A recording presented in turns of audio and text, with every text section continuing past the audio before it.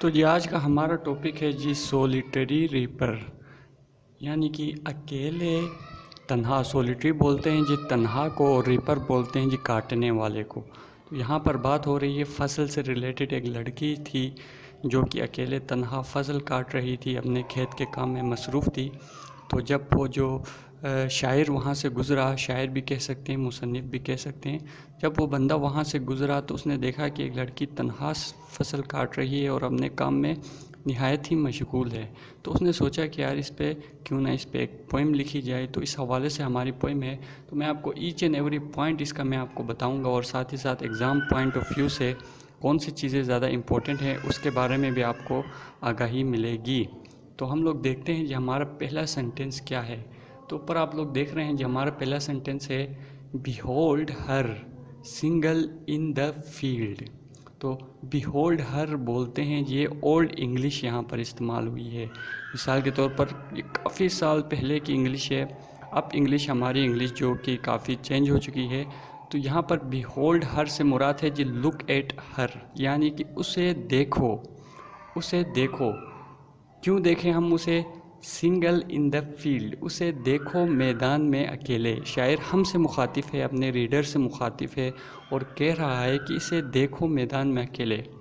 किसे देखना है अभी आगे हमें पता चलेगा। अब नेक्स्ट सेंटेंस हम लोग देख लेते हैं जी योन सोलिटरी हाईलैंड लास। योन सोलिटरी हाईलैंड लास। अब इधर भी आपको कुछ बातें समझने पड़ेंगी इस सेंटेंस को समझने के लिए। योन जो है ना ओल्ड इंग्लिश का, ये भी एक ओल्ड इंग्लिश का वर्ड है जिसको आज की ज़बान में तब्दील कर लिया गया देट और दोस्त से। सही हो गया, आपको समझ में आ रहा होगा। अभी इस ज़बान में आज की इंग्लिश में देट और दोस्त इस्तेमाल किया जाता है, लेकिन पुरानी इंग्लिश में देट और दोस्त की जगह में योन का वर्ड इस्तेमाल किया जाता था। और साथ ही साथ सोलिटरी आपको पता है जी तन्हा को बोलते हैं। लास ये भी ओल्ड इंग्लिश का वर्ड है, लड़की को कहा जाता है। तो इस सेंटेंस का हमारे पास मतलब ये निकल के आया है कि वो तन्हा पहाड़ी इलाके की लड़की, यहाँ पर की नहीं डाला मैंने, सॉरी।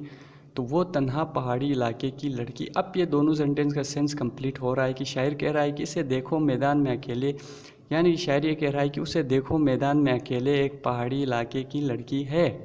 सही हो गया। आगे फर्दर मज़ीद इसके बारे में हमें शायर बताएगा, इस लड़की के बारे में। शायरी की यही खुसूसियत होती है कि हमें स्टेप बाय स्टेप बताया जाता है। तो अब तक आपने दो चीज़ें समझ ली, दो सेंटेंस। तो अब हम देखते हैं कि हमारा थर्ड सेंटेंस में क्या बताया है शायर ने हमें। तो शायर थर्ड सेंटेंस में कहता है कि reaping and singing bye her self. दो चीज़ें आपको समझनी है, रीपिंग किसे बोलते हैं, सिंगिंग किसे बोलते हैं। तो जी रीपिंग बोलते हैं जी काटने को। तो यहाँ पर वो लड़की है, आपको यकीनन पता है कि खेत में है, पहाड़ी इलाके की एक लड़की है, तो वो फसल काट रही है। तो यहाँ पर रीपिंग से मुराद ये ले सकते हैं हम कि फसल काटना, नहीं तो इसका वर्ड टू वर्ड अगर हम ट्रांसलेशन करेंगे तो रीपिंग आएगा सिर्फ़ और सिर्फ काटना। और एंड सिंगिंग, सिंगिंग आपको पता है कि गाना है बाय हर सेल्फ।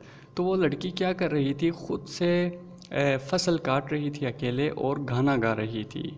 अब इन तीन सेंटेंस का सेंस मज़ीद क्लियर हो रहा है कि शायर ने सबसे पहले बताया कि इसे देखो पहाड़ी इलाके की एक तन्हा लड़की है और वो ख़ुद से फसल काट रही है और गाने गा रही है।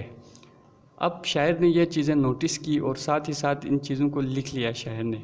अब नेक्स्ट सेंटेंस है जी स्टॉप हेयर और जेंटली पास। अब शायर यहाँ पर एक सवाल पूछ रहा है और ये सवाल शायर रीडर्स से नहीं पूछ रहा, पढ़ने वालों से नहीं पूछ रहा, ये ख़ुद से पूछ रहा है। हम देखते हैं क्या पूछ रहा है शायर। स्टॉप हेयर, क्या मैं यहाँ रुक जाऊँ, और जेंटली पास, या आहिस्ता से गुज़र जाऊँ। शायर ख़ुद से ये सवाल पूछ रहा है, क्या मुझे यहाँ रुकना चाहिए या फिर मुझे आगे आराम से आहिस्ता से गुज़रना चाहिए। इस सेंटेंस में शायर ने खुद से ये सवाल पूछा है, बाकी सेंटेंस में कुछ नहीं। आप नेक्स्ट सेंटेंस में देखें जी along she cuts and binds the grain. Cut किसे बोलते हैं, काटना। बिंड किसे बोलते हैं जी, बांधना।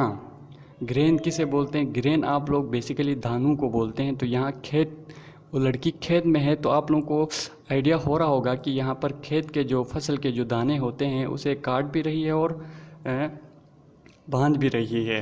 आप अगर किसी गांव देहात में गए होंगे तो वहाँ आपको आइडिया हो रहा होगा कि फसल काटते हैं, फिर उसके बाद उसको बांधते हैं ताकि वो दाने जो है ना बिखर ना जाएं। तो हम काम कर चुके हैं, तो हम इमेजिनेशन सही से, मैं सही से इमेजिनेशन कर पा रहा हूँ। आपने भी क्या करना है कि इसको सही से तसल्ली के साथ इमेजिन करना है, तब आपको ये बहुत आसानी से ये पूरी की पूरी सिनेरियो जब आपके माइंड में बैठ जाएगा, फिर आपको ईज़िली यहाँ के अंदर से जो भी क्वेश्चन पूछा जाए वो आप उसका जवाब आहिस्ता से आराम से दे सकेंगे। तो इसका ट्रांसलेशन ये बनती है जी, अकेले वो दाने को काटती और बांधती है। वो लड़की क्या करती है, धानों को काटती है और बांधती है, और वो भी अकेले, एलोन, अकेले। सही हो गया। तो अब देखें, हमारे पास मज़ीद बातें क्लियर हो गई। सबसे पहले शायर ने एक लड़की को देखा, तन्हा पहाड़ी इलाके की एक लड़की थी, वो फसल काट रही थी और गाने गा रही थी। शायर ने फिर सोचा कि यार मुझे यहाँ पर रुकना चाहिए, या फिर मुझे आहिस्ता से आराम से यहाँ से गुज़रना चाहिए। फिर उसके बाद शायर यकीनन वहीं रुक गया। फिर शायर ने आगे लिखा कि यार अकेले वो दाने को काटती थी और बांधती थी, बिल्कुल मसरूफ़ थी, शायर को बिल्कुल ही इग्नोर कर रही थी। वो अपने काम में इस कदर मशगूल थी कि शायर को इंटरेस्ट पैदा हुआ उस लड़की पे, और उसने पूरी एक पोएम लिख डाली उस लड़की पे। तो नेक्स्ट हम लोग देखते हैं कि एंड सिंग्स आ मेलोन चोले। तो सॉरी ये अगर प्रोनाउंसिएशन मुझसे गलत हो जाए तो मेलोन चोले स्ट्रैंड। तो अब आपको यहाँ पर मेलोन चोले स्ट्रैंड का मतलब पता चलना चाहिए, बाकी आसान है। तो मेलोन चोले स्ट्रैंड बोलते हैं जी, आप इस तरह याद करें कि उदासी में या तनाव में, ठीक है। मेलोन चोले उदासी में, स्ट्रैंड भी उदासी और तनाव के ही मीनिंग में आ जाता है। तो और वो लड़की गाना, अब पहले सेंटेंस में हमने पढ़ा था ना, alone she cuts and binds the grain, और उससे पहले भी कि reaping and singing by herself, वो गाना गा रही थी। अब इस सेंटेंस में, इसी सेंटेंस के बारे में फर्दर बताया जा रहा है कि रीपिंग एंड सिंगिंग तो कर रही थी, लेकिन वो किस तरीके से गाना गा रही थी। तो शायर यहाँ पर कहता है कि वो उदासी और तनाव से गाना गा रही थी। इसका अगर हम वर्ड टू वर्ड ट्रांसलेशन देखें तो इस एक सेंटेंस का होता है कि और एक उदास तनाव गाता है सॉरी, ये गाती है हो जाएगा, यहाँ पर लड़की है। लेकिन हम इसका जब सिनेरियो में घुस जाएंगे और शायर क्या कहना चाहता है ये समझेंगे, तो यहाँ पर ये मीनिंग निकल के आ जाएगा कि वो लड़की गाना गा रही थी और वो बहुत ही ज़्यादा उदासी में और तनाव में, ऐसा लग रहा था कि वो बहुत उदासी और तनाव में गाना गा रही है। क्योंकि वो उदासी और तनाव में अगर क्यों है, अगर ये सवाल हमसे पूछा जाए तो हम बताएंगे क्योंकि यार वो अकेली थी, और अकेला इंसान यकीनन उदास ही होता है और तनाव में ही होता है। तो नेक्स्ट सेंटेंस है जी, oh listen for the vale profound. अब इसका ट्रांसलेशन हम लोग पढ़ते हैं, और अब इधर शायर यहाँ पर एम्फेसाइज़ कर रहा है। एम्फेसाइज़ बोलते हैं जी कि जब किसी चीज़ पर ज़ोर दिया जाए, तो शायर यहाँ पर ज़ोर दे रहा है पढ़ने वाले को कि आप भी सुनो, सही है, आप भी सुनो for the vale profound. Well profound बोलते हैं जी गहरी वादी, डीप विलेज भी बोल सकते हैं आप इसको। विलेज तो गाँव हो जाएगा, प्रोफाउंड वादी के मीनिंग में आ जाता है। तो यहाँ पर शायर हमें कह रहा है कि हम इसे सुने, तो यकीनन हम नहीं सुन सकते। तो हमने क्या करना है, अपना इमेजिनेशन का जो सेंस है उसको एक्टिव करना है और महसूस करना है कि यार बस एक लड़की गा रही है कहीं पर, ठीक है। तो अब इस सेंटेंस को आप यकीनन आपने थोड़ा बहुत नहीं समझा होगा। अब नेक्स्ट सेंटेंस में इसकी मज़ीद फर्दर मीनिंग आ जाएगी, तो आपको समझने में बहुत ही ज़्यादा आसानी होगी। तो नेक्स्ट सेंटेंस में शायर कहता है कि is our flowing with the sound, आवाज़ से लबरेज है। जो वेल प्रोफाउंड था, जो वादी थी ना, उसकी आवाज़ से लबरेज है। आवर फ्लोइंग बोलते हैं जी लबरेज होना या उभर के आ जाना, यानी कि पूरी की पूरी वादी उसकी आवाज़ से उभर के आ रही थी, यानी लबरेज हो रही थी। अब इस सेंटेंस यकीनन आपको फिर थोड़ा बहुत इसमें इशू हो गया होगा, तो मैंने यहाँ पर फर्दर इसकी मज़ीद आप लोगों की तरफ थोड़ी सी डिटेल लिखी है।